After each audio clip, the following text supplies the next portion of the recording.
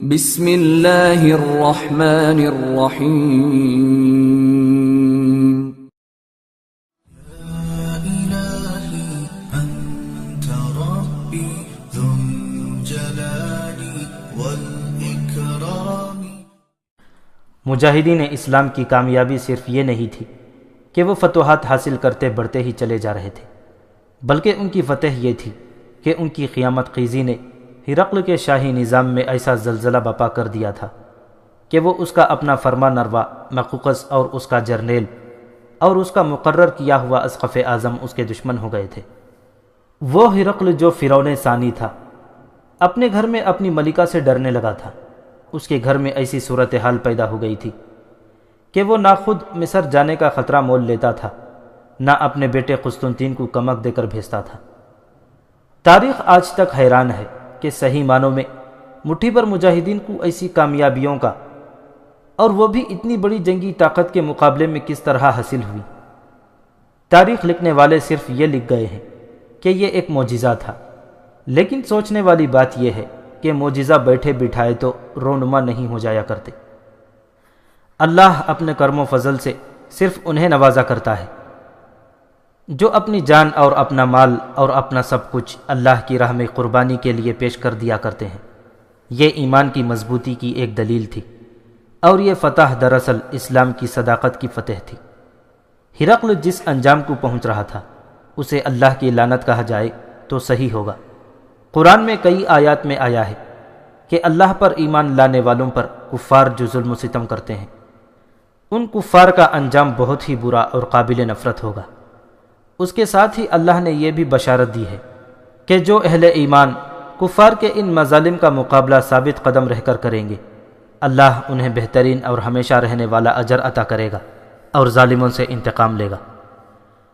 ہرقل اگر اسلام قبول نہ کرتا اور حضرت عیسیٰ کی عیسائیت کے ساتھ ہی وفادار رہتا اور اپنے دل میں بنی نوع انسان کی وہی محبت رکھتا جو حضرت عیسیٰ کے دل میں تھی اور جس کی تعلیم آپ علیہ السلام نے عام کی تھی، تو شاید ہرقل کا انجام اتنا برا نہ ہوتا، لیکن اس نے عیسائیت کو بھی مسخ کر کے اپنا ہی ایک مذہب بنا ڈالا تھا۔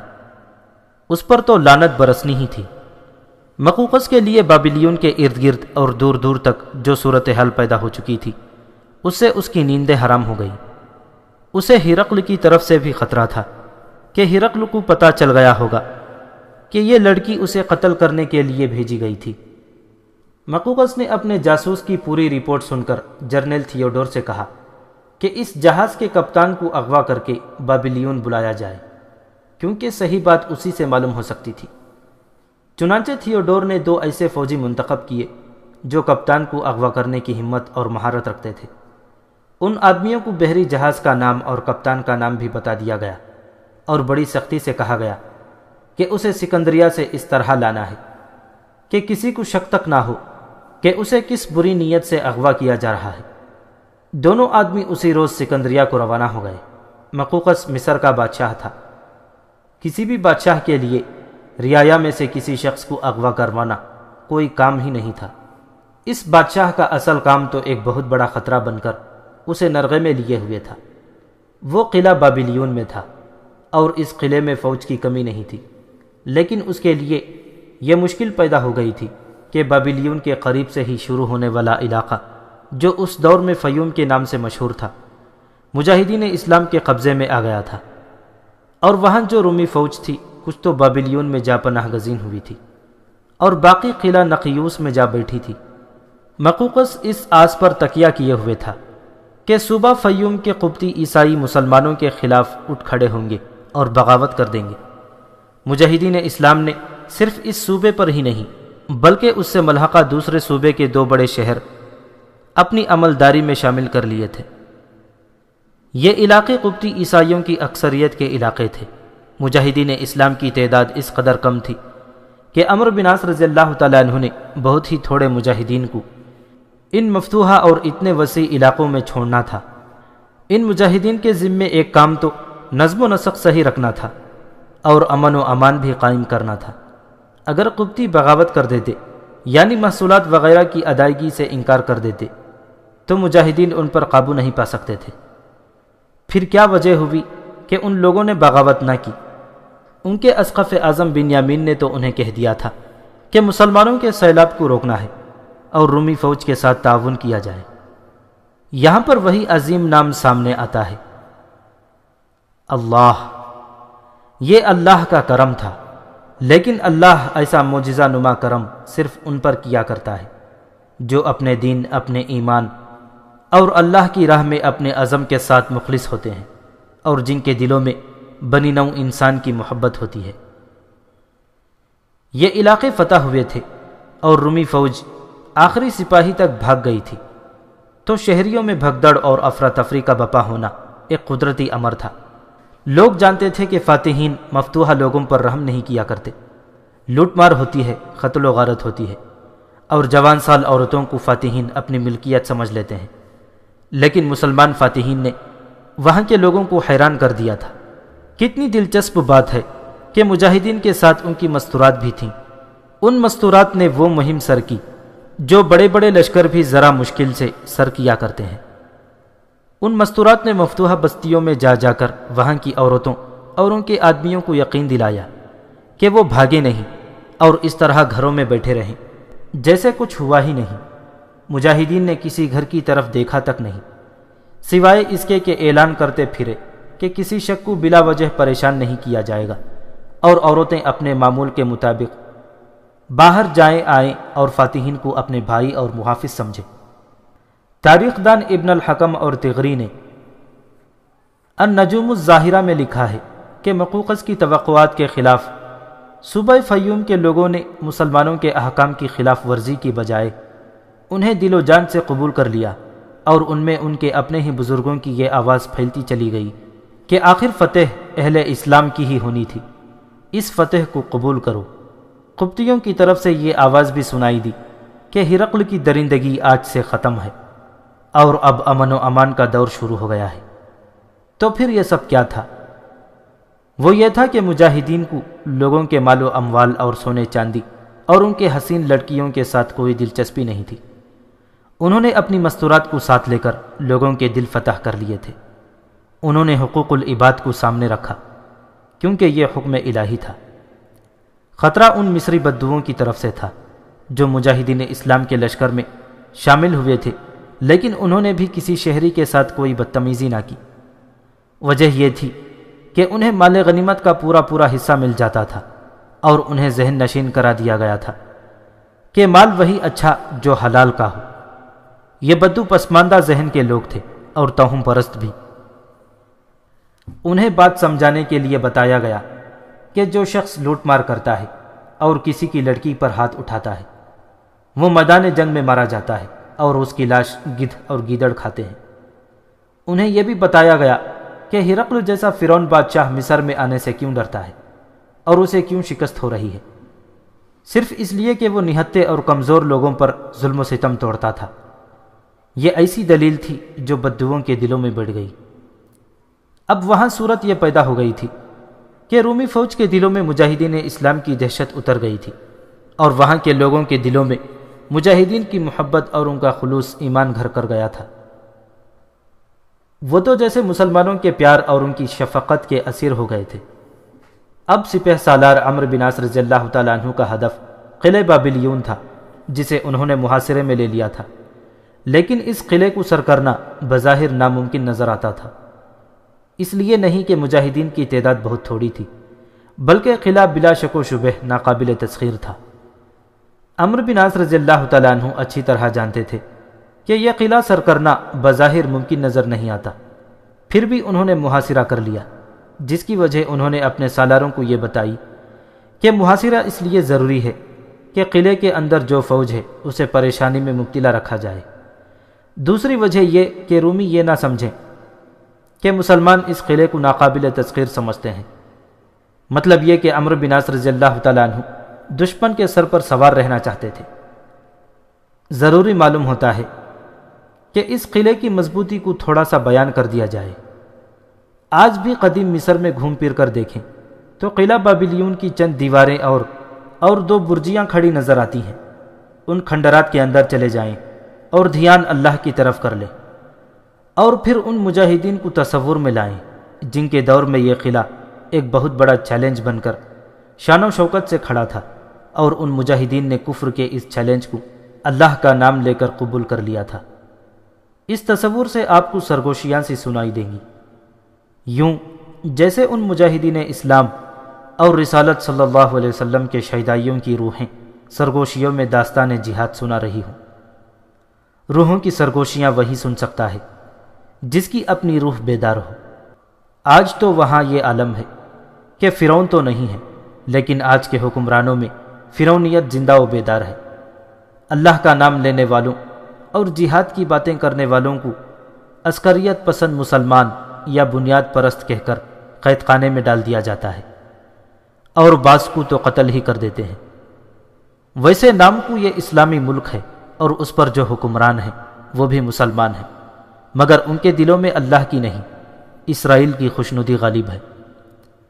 بابلیون کا قلعہ جو 14 صدیاں پہلے اپنی پوری شان و شوکت کے ساتھ کھڑا تھا، تو اس کی دیواریں اتنی بلند اور برجیاں اتنی مضبوط تھیں کہ ان تک پہنچنا ممکن ہی نہیں تھا۔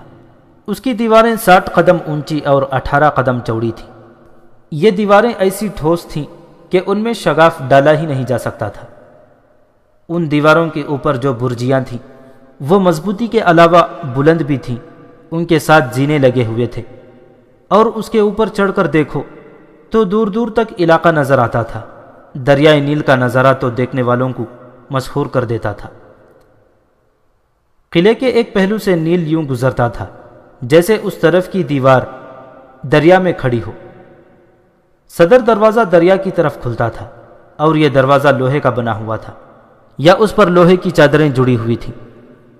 اس طرف کشتیوں کا ایک بیڑا ہر وقت تیار رہتا تھا۔ وہاں سے بالکل سامنے نیل بہت چوڑا ہو کر دور دور تک پھیل جاتا تھا۔ پھیلاؤ کی وجہ سے دریا کے عین وسط میں ایک وسیع خطہ خشکی کا رہ گیا تھا، جہاں ایک مضبوط قلعہ تعمیر کیا گیا تھا۔ اس قلعے کا نام قلعہ روضہ تھا۔ اس قلعے میں فوج ہر وقت موجود اور تیار رہتی تھی۔ بوقت ضرورت یہ فوج کشتیوں میں بیٹھ کر فوراً بابلیون میں پہنچ جاتی تھی، اور محاصرہ کرنے والے اس کمک کو روک ہی نہیں سکتے تھے، اور آخر ناکام رہتے تھے۔ قلعہ بابلیون میں اتنے زیادہ کنویں موجود تھے کہ پانی کی قلت کا سوال ہی پیدا نہیں ہوتا تھا۔ دیوار کے باہر سے کھیت اور پھلوں کے باغات شروع ہو جاتے تھے جو قلعے کے ارد گرد تھے۔ اس کی وجہ سے قلعے میں خوراک کی بھی قلت پیدا نہیں ہوتی تھی۔ قلعے کو اور زیادہ مستحکم اور ناقابل تسخیر بنانے کے لیے کھیتوں اور باغات کے ارد گرد ایک بڑی چوڑی اور گہری خندق کھودی ہوئی تھی، جس میں دریا کا پانی آتا رہتا تھا۔ دریا کی طرف والے دروازے کے علاوہ ایک اور بڑا دروازہ تھا۔ وہاں رسوں اور زنجیروں کی مدد سے ایسا انتظام کیا گیا تھا کہ اپنی فوج کو خندق سے گزرنے کے لیے ایک پل تھا، جسے بوقت ضرورت خندق پر ڈال دیا جاتا تھا۔ گزرنے کے بعد یہ پل پھر اٹھا دیا جاتا، اور دشمن کے لیے خندق عبور کرنا ناممکن ہو جاتا تھا۔ بابلیون کے اندر اپنے جو جاسوس گئے ہوئے تھے وہ محاصرے سے پہلے نکل آئے۔ انہوں نے سپہ سالار عمرو بن عاص رضی اللہ تعالیٰ عنہ کو بتایا تھا کہ قلعے کے اندر بہت ہی زیادہ فوج موجود ہے، اور دریا کے جزیرے والے قلعے میں بھی فوج کی کمی نہیں۔ یہ ساری فوج میدان جنگ سے اس حالت میں بھاگی تھی کہ اس پر خوف زدگی طاری تھی، لیکن فوج اتنی زیادہ تھی کہ ہجوم کی صورت میں اور قلعے کی دیواروں کی پناہ میں دفاعی جنگ لڑ سکتی تھی۔ مجاہدین اسلام نے اس قلعے کا محاصرہ کر لیا، اور چند دنوں بعد مقوقس کو اطلاع دی گئی کہ جہاز کے کپتان کو پکڑ لائے ہیں۔ مقوقس نے اسی وقت کپتان کو حاضر کرنے کا حکم دیا۔ زندہ رہنے کا ارادہ ہے تو سچ بول دو۔ مقوقس نے کپتان سے کہا، تم ایک لڑکی اور 2 آدمیوں کو سکندریہ سے بزنطیہ لے گئے تھے اور انہیں ہرقل کے لیے پیش کیا تھا۔ ان آدمیوں کو تم نے ہتکڑیوں اور بیڑیاں کیوں ڈالی تھی؟ کپتان گھبراہٹ کے عالم میں ادھر ادھر دیکھنے لگا، اور یوں پتہ چلتا تھا جیسے اس کی زبان گونگ ہو گئی ہو۔ اس کے چہرے کا رنگ اڑا ہوا تھا، جو اس کے جرم کا ثبوت تھا۔ میں تمہیں قتل نہیں کرواؤں گا، مقوقس نے کہا۔ تمہارے اتنے بڑے جہاز کو آگ لگوا دوں گا، اور تمہارے پاؤں میں بیڑیاں ڈال کر کھلا چھوڑ دوں گا، اور پھر بھیک مانگتے پھرنا۔ کپتان جان گیا کہ ساری بات کھل گئی ہے۔ اسے یہ احساس بھی تھا کہ وہ کسی معمولی سے حاکم کے سامنے نہیں، بلکہ اس ملک کے فرما نروا کے سامنے کھڑا ہے۔ جو اسے کھڑے کھڑے قتل کروا سکتا ہے۔ وہ مقوقس کے پاؤں پر گر پڑا اور ماتھا رگڑنے لگا۔ اس نے ساری بات سنا ڈالی اور کہا کہ یہ اس نے ایک تو انعام کے لالچ میں کیا ہے اور دوسری وجہ یہ کہ وہ ہرقل کے مداحوں میں سے تھا۔ مقوقس صرف یہ جانتا تھا کہ ہرقل کو پتہ چل چکا ہے یا نہیں کہ اس نے ہرقل کے قتل کا انتظام کیا تھا۔ یہ اسے اس کپتان سے پتہ چل گیا، لیکن مقوقس اور تھیوڈور جو اس وقت اس کے پاس بیٹھے تھے حیران ہونے لگے کہ ہرقل نے اس کے خلاف کارروائی کیوں نہیں کی۔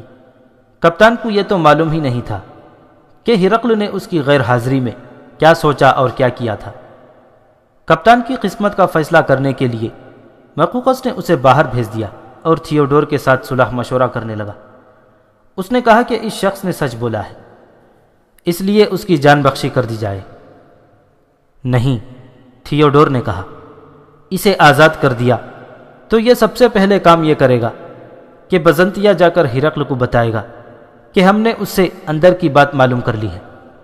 اس کے بعد ہرقل ہمارے خلاف کچھ نہ کچھ ضرور کرے گا۔ اس کپتان کا زندہ رہنا ہمارے لیے ٹھیک نہیں۔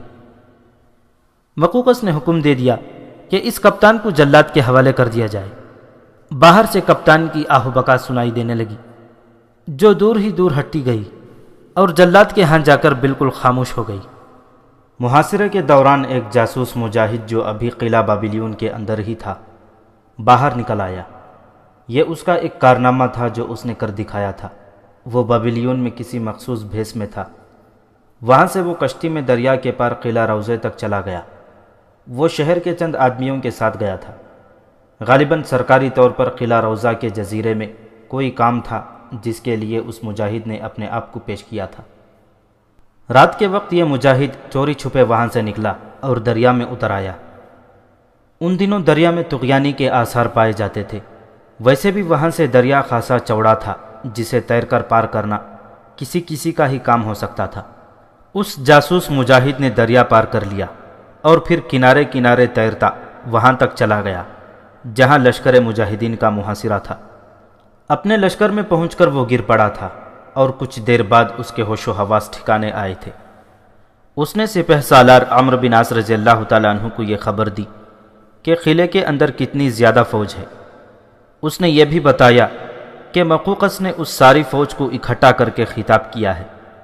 مقوقس نے اپنے اس خطاب میں اپنی فوج سے کہا تھا کہ دریا میں طغیانی شروع ہو چکی ہے اور 1 یا 1.5 مہینے تک دریا میں اتنی طغیانی آ جائے گی کہ اس میں کوئی اترنے کی جرت نہیں کرے گا۔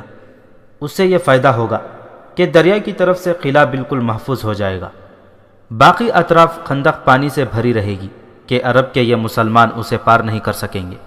مقوقس نے یہ بھی کہا کہ طغیانی 1.5 مہینہ رہے گی اور پھر اترنے لگے گی۔ 1 مہینے تک دریا کا بہاؤ معمول پر آ جائے گا اور پھر سکندریہ سے کمک آ جائے گی۔ نیل سکندریہ کی طرف بہتا تھا، وہاں سے کمک دریائی راستے سے ہی آسانی سے اور کم وقت میں آ سکتی تھی، لیکن طغیانی کی صورت میں کشتیاں الٹے رخ چلانا بہت ہی مشکل اور وقت طلب تھا۔ مقوقس نے کہا کہ اتنا عرصہ گزر جانے تک مسلمانوں کا حوصلہ پست ہو چکا ہوگا اور انہیں آسانی سے پسپا کیا جا سکے گا۔ جاسوس مجاہد نے یہ بھی بتایا کہ مقوقس نے اپنی فوج کو انعام کا لالچ بھی دیا ہے۔ یہ تنخواہ دار فوج تھی۔ مقوقس نے فوجیوں سے وعدہ کیا کہ مسلمانوں کو پسپا کر دیا گیا تو ہر فوجی کو 3 مہینوں کی دگنی تنخواہ دی جائے گی، اور جو فوجی زیادہ بہادری کر دکھائیں گے انہیں انعام و اکرام سے مالا مال کر دیا جائے گا۔ جاسوس نے اپنی رائے یہ دی کہ فوج کی تعداد تو بہت زیادہ ہے، لیکن اس فوج کا حوصلہ اتنا مضبوط نظر نہیں آتا جتنا ہونا چاہیے۔ اس نے مزید یہ بتایا کہ جو فوجی مسلمانوں کے مقابلے میں آئے اور بھاگے تھے وہ تو مسلمانوں کا نام سنتے ہی چپ ہو جاتے ہیں۔ رومی فوجیوں کی یہ کیفیت تاریخ میں بھی صاف الفاظ میں آئی ہے۔ وہ اپنی بزدلی اور کمزوری پر پردہ ڈالنے کے لیے مجاہدین اسلام کے متعلق بڑی دہشتناک باتیں سناتے تھے۔ ان میں سے بعض کی باتوں سے یوں ظاہر ہوتا تھا جیسے عرب کے یہ مسلمان جنات یا بھوت پریت ہوں۔ جاسوس مجاہد کی اس خبر کا جہاں تک تعلق تھا کہ نیل میں طغیانی آ رہی ہے، سپہ سالار عمرو بن عاص رضی اللہ تعالیٰ عنہ کے لیے کوئی نئی خبر نہیں تھی۔ پھر بھی کچھ باتیں نئی معلوم ہو گئیں۔ عمرو بن عاص رضی اللہ تعالیٰ عنہ جانتے تھے کہ طغیانی کا موسم شروع ہو گیا ہے۔ اور دریا چڑھنے لگا ہے۔ مقوقس نے کہا تھا کہ اتنے مہینوں کے انتظار سے مسلمان مایوس ہو جائیں گے، لیکن عمرو بن عاص رضی اللہ تعالیٰ عنہ نے اپنے زاویہ نگاہ سے بات کی۔ انہوں نے محاصرے میں گھوم پھر کر جگہ جگہ مجاہدین سے خطاب کیا۔ انہوں نے مجاہدین کو دریائے نیل اور اس کی طغیانی کے متعلق وہی بات بتائی جو جاسوس نے مقوقس کی زبانی سنائی تھی۔ عمرو بن عاص رضی اللہ تعالیٰ عنہ نے کہا کہ اتنا عرصہ قلعے والوں کو کہیں سے بھی مدد نہیں ملے گی، اس دوران اس قلعے کے اندر کی فوج کو پریشان کیے رکھیں گے، اس کے بعد قلعے پر باقاعدہ یلغار کی جائے گی۔ دین اسلام کے علم برداروں، عمرو بن عاص رضی اللہ تعالیٰ عنہ نے اس موقع پر یہ تاریخی الفاظ کہے، یہ خندق اس سے زیادہ چوڑی اور زیادہ گہری ہوتی تو بھی تمہارا راستہ نہیں روک سکتی تھی۔ رومی دعویٰ کرتے ہیں کہ ان کا یہ قلعہ اتنا مضبوط ہے کہ اسے کوئی سر نہیں کر سکتا۔ اسلام کے شہدائیوں، دنیا کا کوئی قلعہ تمہارے ایمان اور جذبہ جہاد سے زیادہ مضبوط نہیں۔ اللہ کے اس فرمان کو یاد رکھو کہ کوشش تم کرو، میں اس کا ثمر دوں گا، میری راہ میں حرکت تم کرو، برکت میں دوں گا۔ قلعہ بابلیون میں تھیوڈور کے علاوہ ایک مشہور جرنیل اور بھی تھا جس کا نام عربی مورخین نے آئیرج لکھا ہے، لیکن بٹلر نے لکھا ہے کہ اس کا نام دراصل جارج ہے اور بگڑ کر آئیرج بنا ہے۔ نیل چڑھتا جا رہا تھا، قلعے کے ارد گرد والی خندق پانی سے لبریز کر دی گئی۔ قلعے کی دیواروں سے مجاہدین پر منجنیقوں سے پھینکے ہوئے پتھر آنے لگے۔ اس سنگباری کے جواب میں مجاہدین نے بھی منجنیقوں سے قلعے پر پتھر پھینکنے شروع کر دیے۔ مجاہدین نے تیر دور تک پہنچانے کے لیے بڑی کمانیں بھی تیار کر لی تھیں۔ ان کمانوں کے تیر انداز خندق کے کنارے تک چلے گئے اور وہاں سے دیواروں کے اوپر رومیوں پر تیر پھینکنے لگے۔ نیل میں طغیانی بڑھتی گئی اور ادھر ایک دوسرے پر تیر اور پتھر پھینکے جاتے رہے۔ شب و روز گزرتے چلے جا رہے تھے۔ قلعے کی دیواروں سے آنے والے پتھر تو مجاہدین کا کچھ بھی نہ بگاڑ سکے، لیکن مجاہدین کی منجنیقوں سے نکلے ہوئے پتھر شہر کے اندر گرتے تھے۔ انہوں نے شہر میں خوف و ہراس پھیلا دیا۔ ہر گھر پر یہ خوف طاری تھا کہ ابھی پتھر ان کی چھت پر گرے گا اور چھت گر پڑے گی۔ رومی فوج کا حوصلہ پہلے ہی متزلزل تھا، پتھراؤ سے حوصلہ اور زیادہ کمزور ہونے لگا۔ 1.5-2 مہینے گزر گئے اور نیل میں طغیانی کے آثار ختم ہو گئے۔ ماہ اکتوبر 640 عیسوی کے پہلے ہفتے کی بات ہے کہ مقوقس نے اپنی فوج اور بابلیون کے شہریوں کے حوصلے اور جذبے کا جائزہ لیا تو اسے کچھ ایسا شک ہونے لگا کہ مسلمانوں نے اگر اپنے مخصوص انداز سے قلعے پر حملہ بول دیا تو عین ممکن ہے کہ یہ فوج مقابلے میں ٹھہر نہ سکے اور شہر کے لوگوں میں ایسی افراتفری اور نفسا نفسی پیدا ہو جائے جو اپنی فوج کے لیے رکاوٹ بن جائے۔ اس کے علاوہ مقوقس کی شروع سے ہی یہ خواہش اور کوشش تھی کہ عرب کے ان مسلمانوں کو کسی طرح قائل کیا جائے کہ وہ کچھ لے لیں اور مصر سے واپس چلے جائیں۔ اب ایک بار پھر اس کے دماغ میں یہی بات آ گئی۔ اس نے ایک خفیہ اجلاس بلایا جس میں جرنیل تھیوڈور اور جرنیل جارج شامل تھے اور اس کے علاوہ مقوقس کے صرف 2 مشیر شامل کیے گئے۔ میری بات تحمل سے سنو اور مجھے مشورہ دو، مقوقس نے کہا۔ اپنی فوج کو بھی تم نے دیکھ لیا ہے اور شہر کے لوگوں کی حالت بھی تم دیکھ رہے ہو۔ ہم کمک کی امید لگائے بیٹھے ہیں، لیکن یہ سوچو کہ ہمارے پاس فوج کی کمی نہیں۔ کمک صرف اس صورت میں ہمارے کام آ سکتی ہے کہ یہ کمک مسلمانوں پر عقب سے حملہ کرے، جو ممکن نہیں۔ نیل کے دونوں کناروں پر مسلمانوں کا قبضہ ہے۔ عرب کے یہ مسلمان جب خندق عبور کرنے پر آ گئے تو عبور کر ہی لیں گے۔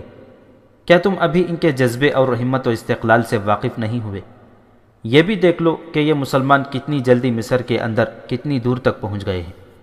میں بغیر لڑے محاصرہ اٹھوانا چاہتا ہوں۔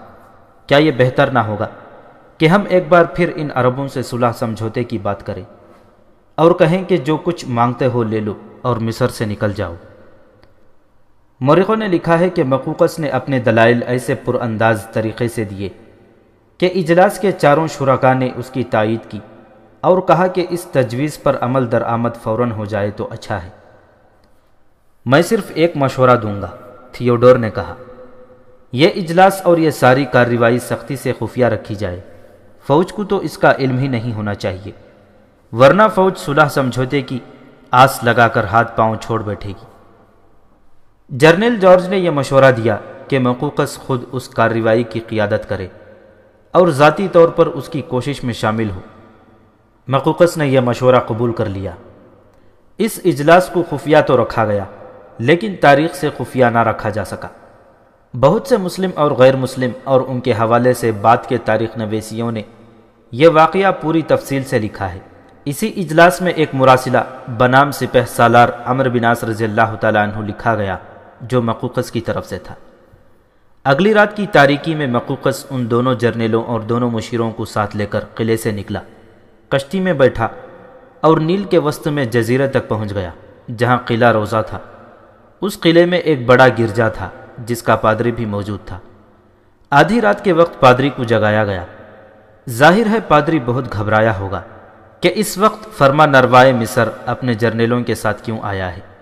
مقوقس نے پادری کو یہ مراسلہ دیا اور کہا کہ وہ صبح کشتی میں بیٹھے اور مسلمانوں کی سپہ سالار کے پاس چلا جائے اور اپنے ساتھ اپنے اعتماد کے 3-4 آدمی لے جائے، لیکن یہ ساری کارروائی خفیہ رکھنی ہے، یعنی کسی کو پتہ نہ چلے کہ مقوقس نے مسلمانوں کے سپہ سالار کو کوئی پیغام بھیجا ہے۔ تاریخ میں مقوقس کے اس مراسلے کی الفاظ آتے ہیں، لیکن اس میں درخواست نہیں بلکہ دھمکی کا تاثر ہے۔ مراسلہ یوں تھا: تم ہمارے ملک میں یوں آ گھسے ہو جیسے یہ تمہارا ملک ہو یا جیسے اس ملک کا کوئی حکمران ہی نہ ہو اور یہاں کے لوگ بھیڑ بکریاں ہوں۔ تم نے ہم پر جنگ ٹھونسی ہے اور دونوں طرف جو خون خرابہ ہوا ہے اس کے ذمہ دار تم ہو، اور یہ بہت بڑا جرم ہے۔ ہمارے ملک میں تمہارا قیام طویل ہو گیا ہے جو ہماری برداشت سے باہر ہے۔ ہماری فوج کے مقابلے میں تم مٹھی بھر بھی نہیں ہو۔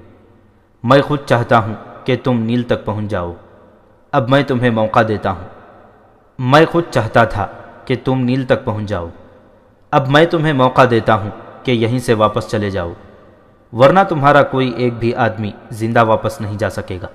تم سمجھتے ہو کہ فتح پر فتح حاصل کرتے آ رہے ہو، لیکن یہ نہیں سمجھتے کہ ان فتوحات نے تمہارا دماغ خراب کر دیا ہے، اور تم یہ سمجھنے کے قابل بھی نہیں رہے کہ اس وقت تم کہاں اور کس صورتحال میں بیٹھے ہو۔ دریائے نیل نے تمہیں گھیرے میں لے رکھا ہے۔ سمجھ جاؤ کہ نیل بھی تمہارا دشمن ہے۔ پیشتر اس کے کہ تمہارا یہ چھوٹا سا لشکر میری اتنی بڑی فوج کے قدموں تلے روندا جائے، میں تمہیں ایک موقع اور دیتا ہوں۔ اپنا کوئی ایلچی یا وفد میرے پاس بھیجو جو میرے ساتھ صلح سمجھوتے کی بات کر سکے۔ ہو سکتا ہے کوئی ایسی صورت نکل آئے کہ یہ خون خرابہ ختم ہو جائے اور تم تباہی سے بچ جاؤ۔ میں اب بھی کہتا ہوں کہ تم واپس چلے جاؤ، اور جتنا معاوضہ مانگو گے میں دوں گا۔ تمہارے ایلچی یا وفد کا انتظار کروں گا۔ مقوقس کو توقع تھی کہ اس کا بھیجا ہوا پادریوں کا وفد شام سے پہلے جواب لے کر واپس آ جائے گا۔ وہ کسی لمبے سفر پر نہیں گئے تھے، دریا کی چوڑائی جتنا فاصلہ تھا۔ وفد کو دوسرے کنارے تک جانا تھا، لیکن وفد اس رات واپس نہ آیا۔ اگلا دن، اگلی رات اور اس سے اگلا دن بھی گزر گیا۔ تب مقوقس نے کہا کہ مسلمانوں نے وفد کو قید کر لیا ہے یا قتل کر دیا ہے۔ 2 دنوں بعد وفد واپس آ گیا۔ مقوقس نے پہلی بات یہ پوچھی کہ وہ 2 دن وہاں کیا کرتے رہے ہیں۔ انہوں نے ہمیں پورے احترام سے روکے رکھا تھا۔ وفد کے پادری نے کہا، میں یہ سمجھتا ہوں کہ مسلمانوں نے ہمیں صرف اس لیے روکا تھا کہ ہم سب مسلمانوں کا حوصلہ اور عزم کی پختگی دیکھ لیں۔ ہم اپنی دلچسپی کی خاطر یہ دیکھتے رہے کہ ان کا رہن سہن اور دیگر عادات و حرکات کیسی ہیں۔ ہم سب نے مسلمانوں کو پہلی بار قریب سے دیکھا ہے۔ مقوقس نے مزید بات کہنے سے پہلے کہا کہ اسے بتایا جائے کہ اس کے اس وفد کا جواب کیا ہے، کہ سپہ سالار نے کیا جواب دیا ہے۔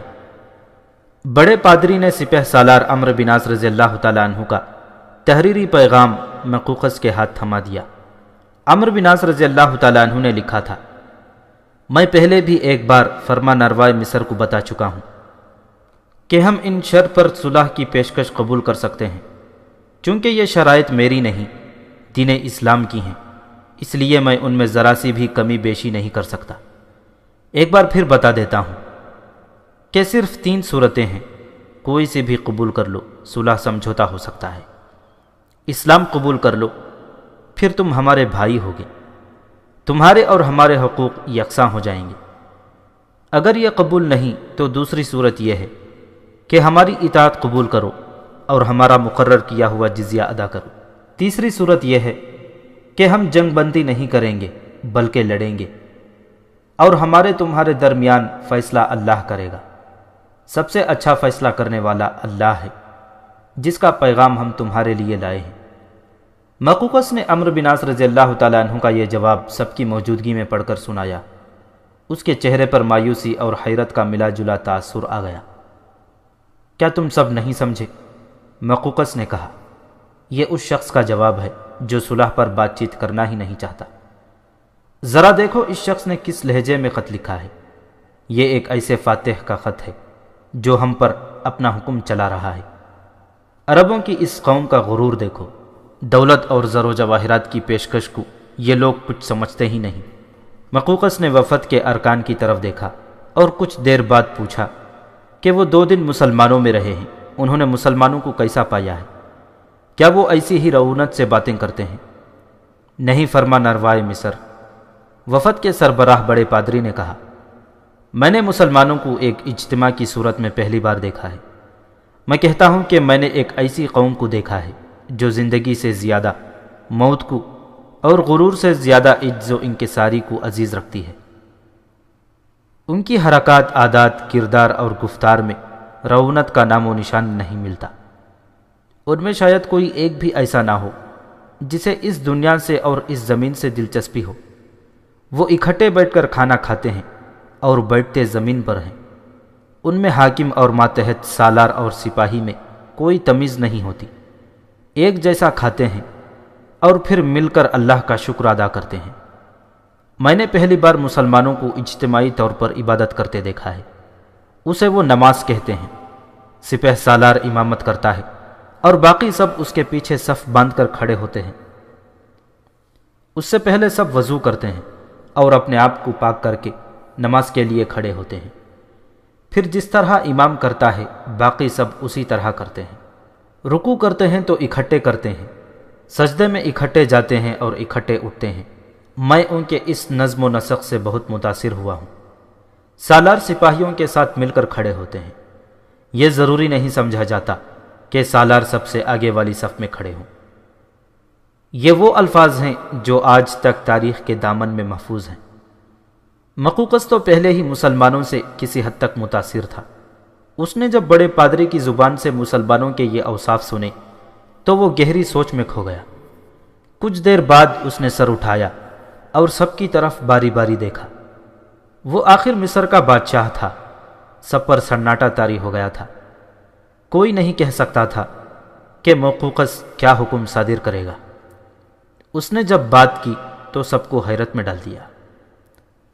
قسم ہے اس خدا کی جس کی قسم کھائی جاتی ہے، مقوقس نے بے اختیار کہا، یہ مسلمان کسی پہاڑ کو اپنی جگہ سے ہلانے کا عزم کر لیں تو ہلا سکتے ہیں۔ میں اعتراف کرتا ہوں کہ ان کا مقابلہ جنگ میں کوئی نہیں کر سکتا۔ ان میں وہ اوصاف ہیں جو ہم میں نہیں۔ اس حقیقت پر غور کرو میرے بھائیوں، ان سے صلح سمجھوتا کرنے کا یہی وقت ہے جب وہ نیل کے گھیرے میں آئے ہوئے ہیں۔ چند دنوں تک وہ اس خطرے سے نکل جائیں گے، پھر ان سے صلح ناممکن ہو جائے گی۔ وہ صلح پر آمادہ ہی نہیں ہوں گے۔ سب نے دیکھ لیا ہے کہ مقوقس صلح پر ہی بات کرتا ہے۔ وہ آخر فرما نروائے مصر تھا۔ اگر وہ کوئی اور ارادہ ظاہر کر رہا تھا تو حاضرین میں کوئی جرأت نہیں کر سکتا تھا کہ اس کے خلاف بولے۔ مقوقس نے ان سے پوچھا کہ اب کیا کرنا چاہیے۔ اب تو اس نے بات ہی صاف کر دی کہ وہ صلح کی ایک آخری کوشش کرنا چاہتا ہے۔ ابھی گنجائش ہے، حاضرین میں سے کسی نے کہا۔ آپ نے مسلمانوں کی سپہ سالار کو لکھا تھا کہ اپنے کچھ آدمی بات چیت کے لیے بھیجیں، لیکن انہوں نے اس کا کوئی جواب نہیں دیا۔ کیا یہ بہتر نہیں ہوگا کہ سپہ سالار کو ایک اور پیغام بھیجا جائے کہ وہ اپنے نمائندے بات چیت کے لیے بھیجے؟ سب نے اس مشورے کی تائید کی اور مقوقس نے اسی وقت سپہ سالار عمرو بن عاص رضی اللہ تعالیٰ عنہ کے نام پیغام لکھوایا کہ آپ نے اپنے نمائندوں کا وفد نہیں بھیجا، نہ کوئی جواب دیا ہے۔ آخری فیصلے پر پہنچنے کے لیے آپ اپنا وفد فوراً بھیجیں۔ میں بے تابی سے منتظر رہوں گا۔